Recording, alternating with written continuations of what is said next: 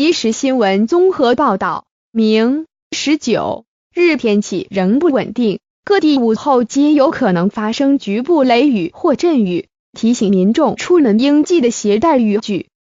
而第19号台风苏力目前正朝日本九州方向行进，对台湾无直接影响，未来有机会发展成第20号台风西马龙的热带低压，也预计将往日本九州移动。中央气象局预报，降雨方面，明日由于持续受西南风影响，天气仍不稳定，全台、金门、马祖皆可能有局部短暂阵雨或雷雨，午后容易有短时间强降雨，中南部可能发生局部大雨，民众若到山区、河川附近活动，请留意土石坍方、溪水暴涨，低洼地区宜慎防淹水。气温方面，由于云量偏多，明各地高温普遍在32至34度，未下雨的时候会觉得较为闷热，提醒民众应多补充水分。紫外线方面，台北市、基隆市、新竹县、台中市、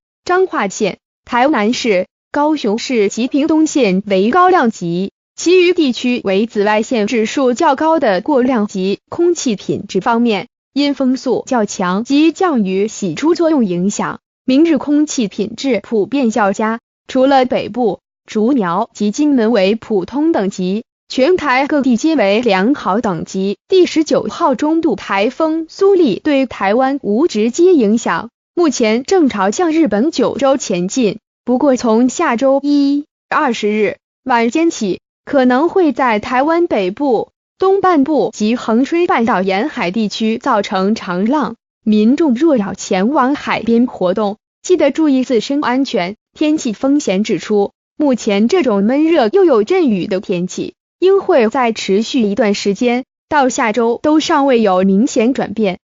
而现在位于关岛东方海面的热带性低气压，未来有机会发展成第20号台风西马龙，将往日本九州方向移动。下周计划前往日本九州旅游的民众应注意天气变化，